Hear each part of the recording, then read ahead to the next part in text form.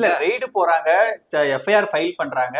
Charge sheet கூட நிறைய வழக்குகளை போடலங்க. சார்ஜ் ஷீட்டுக்கு வந்து கவர்னரோட அனுமதி வேணுங்க. அது எந்த இடத்துல பெண்டிங்கா இருக்கு? கவர்னர் அனுமதி இல்லைன்னு சொல்லுங்க, மக்கள்கிட்ட சொல்லுங்க. அது வந்து எதிர்கட்சிகளும் கேட்க மாட்டாங்க. எதிர்கட்சி கேட்காது, ஏன்னா அவங்க மேலதான் கேஸ் இருக்கு. அப்ப யாராவது ஆளுங்கட்சியில தரப்புல கூட்டணி கட்சியில யாராவது கேட்கணும், அது அவங்களும் கேட்க மாட்டேங்கிறாங்க. அப்ப என்ன நடக்குது? திமுக ஆட்சியில மாஜி அதிமுக மந்திரிகள் மேல போடப்பட்ட வழக்குகளின் நிலை என்ன? அந்த ஒரு வெள்ளை அறிக்கை விடுங்க. அந்த வெள்ளை அறிக்கை விட்டாதான் திமுக கவர்மெண்ட் எடுத்த ஆக்ஷன் தெரியும் நமக்கு. ஏன் இந்த விஷயத்தை கேட்கிறோம்னா, இப்போ நீங்க வந்து ஊழல் குற்றச்சாட்டு ஐடிஎம்கே வேலை சொன்னீங்க, இப்போ உங்களை நோக்கியே பல குற்றச்சாட்டுகள் வந்துட்டு இருக்கு, நீங்களே பதில் சொல்ல வேண்டிய கட்டாயத்துக்கு தலைப்பட்டிருக்கீங்க.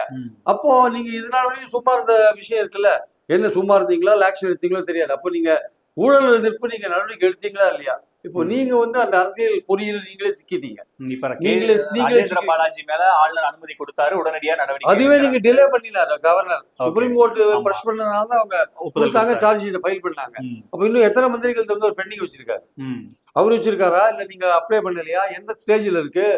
தமிழ்நாடு கவர்மெண்ட் உடனடியாக ஒரு வெள்ளை அறிக்கை விடணும். இந்த அதிமுக மந்திரிகள் மேல இருக்கிற ஊழல் வழக்குகளுடைய நிலை என்ன, யார்கிட்ட பெண்டிங்கா இருக்கு, என்ன விஷயம், எது எந்த கோர்ட்ல இருக்கு, இதெல்லாம் விட்டாதான் திமுக கவர்மெண்ட் வந்து உண்மையிலேயே நியாயமா வந்து அதிமுக மந்திரிகள் மேல தேர்தல் பிரச்சாரத்தின் போது சொன்ன மாதிரி